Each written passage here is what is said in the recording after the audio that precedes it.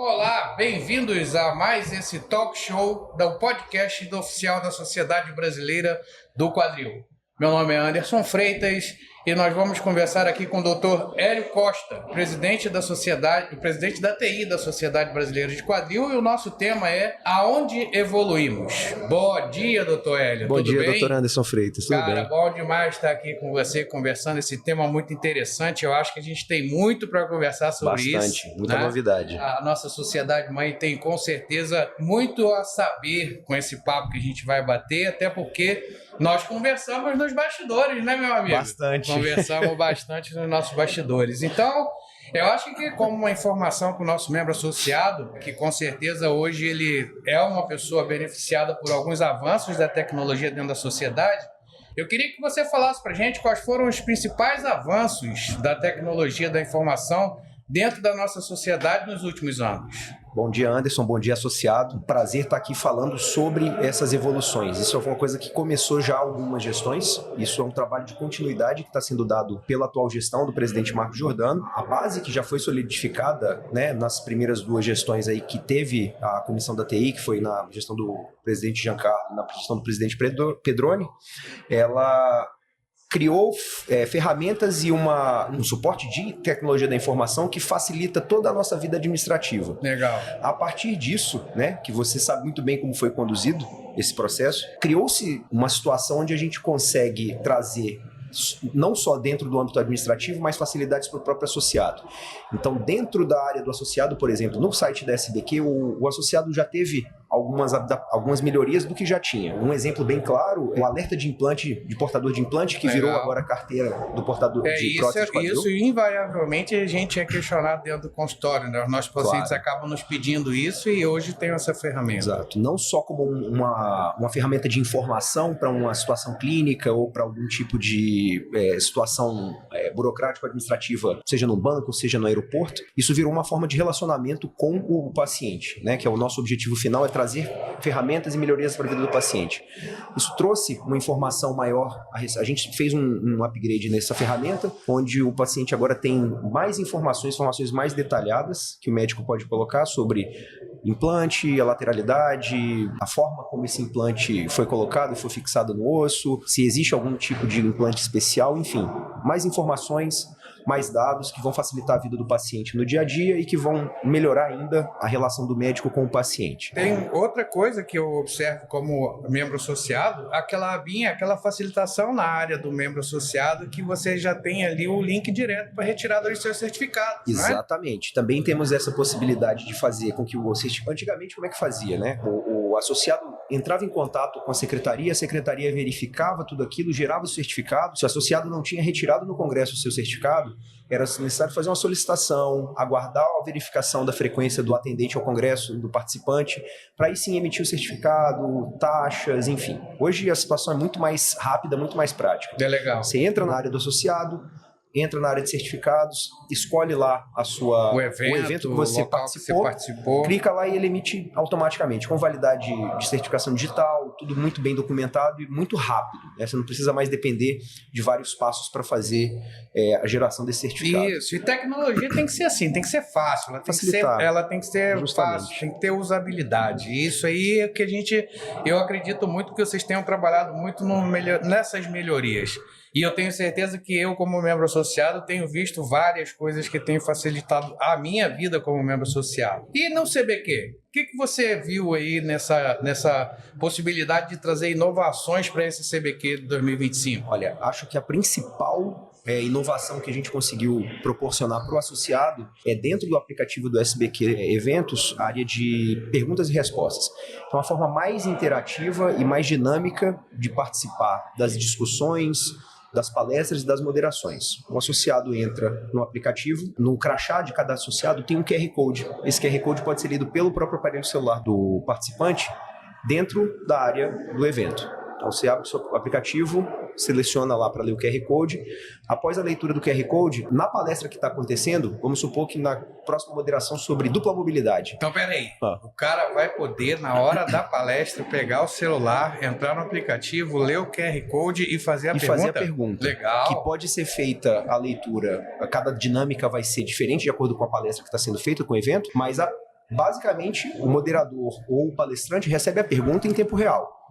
Então, se é uma pergunta, vamos supor, uma mesa sobre dupla mobilidade, e você tem uma dúvida sobre um conceito que foi demonstrado ali, que você precisa de uma explicação mais importante, né, mais aprofundada, lê o QR Code, entra na aba, faz a pergunta, essa pergunta vai chegar no moderador, ou no debatedor, ou no palestrante, e o palestrante, no final, no momento que ele achar oportuno, ele vai ler essa pergunta, e essa pergunta vai ser divulgada. Porque muitas vezes, só o acesso ao microfone fica muito difícil. Muita gente que tem vergonha de levantar para fazer uma pergunta. Justo. Isso quebra uma barreira muito legal. Cara, que coisa bacana, parabéns, achei isso aí muito bacana. Coisa boa, é sempre evolução. Agora vamos falar um pouco da parte administrativa, porque eu acho que o membro associado, ele pode imaginar diversas coisas a respeito da parte administrativa, mas o que a gente percebe que a tecnologia ela ajuda em várias coisas do ponto de vista administrativo. A tecnologia, a TI da SBQ tem trabalhado nisso? Bastante. Eu acho que a área que a gente mais trabalha é dentro da área administrativa. O associado talvez não tenha tanto contato direto com isso e não é uma coisa que ele vai perceber de maneira direta. Mas todos os processos hoje da parte administrativa da SBQ, desde a geração da etiqueta do seu crachá, a emissão do certificado, ao associado que é aspirante e está precisando de pontuação para ser admitido como membro titular. Tudo isso passa por uma plataforma que nós temos hoje, que inicialmente foi nomeada de DICE, que era para controle só dos especializandos, que agora já não é mais especializandos, são aperfeiçoados, e virou DICA, que agora é uma área de controle administrativo. Então, a maioria dos nossos processos hoje estão integrados dentro dessa plataforma e eu tenho acesso, por exemplo, à gestão de custos de gestão financeira dentro de um determinado evento, serve para controle administrativo com relação a estatísticas do evento, quantos participantes foram, quantas inscrições foram realizadas. A gente tem essa facilidade de ter os dados bem à disposição e em tempo real. Então, no momento em que eu faço parte de uma comissão administrativa, uma comissão organizadora do Congresso, eu tenho todos esses dados ali e fica muito mais fácil da gente manejar isso e transformar esses dados em uma informação relevante para a tomada de decisão da diretoria, para a tomada de decisão de uma comissão, para gerar algum tipo de decisão estratégica do ponto de vista associativo, enfim. A gente tem hoje uma possibilidade muito grande de automatizar essa gestão e transformar aquilo que demoraria horas, dias, semanas em informações em tempo real praticamente. Isso é muito bom, porque traz para a gente o entendimento de que aquilo que é falado para a gente em reuniões ordinárias, aquilo que é trazido da diretoria executiva de gestões para cá, que é da claridade, da evidência, da transparência do que é aquilo que é feito dentro da sociedade para o membro associado, é muito importante. Acho que isso é uma coisa que realmente foge do conhecimento da maioria dos membros associados. A gente está dando essa informação que eu acho que é algo que eles têm que entender. E assim, eu ouvi uma frase muito bacana em várias reuniões da sociedade, que é: não há gestão sem conhecimento. Então o autoconhecimento com certeza vai trazer essa possibilidade de ir cada vez mais direcionado a uma solução de um determinado problema. Muito bacana. Justo. Bom, já falamos do que aconteceu? Bom, pode falar. Duas coisas, né? A gente só conhece aquilo que a gente mede. Então, essa métrica toda, ela é feita, realizada, mas existe uma coisa muito importante que a gente tem preocupado, as diretorias têm preocupado muito com relação à segurança dos dados. Então, tudo isso é feito com adesão restrita às normas estabelecidas pela Lei Geral de Proteção de Dados. Legal. Então, todos os dados que o associado coloca, todos os dados que a gente coleta dentro da SBQ, eles são protegidos. Inclusive, teve uma pergunta interessante de um associado, se existia um termo de confidencialidade com relação ao uso dos dados do paciente, né, da prótese do paciente, na carteirinha.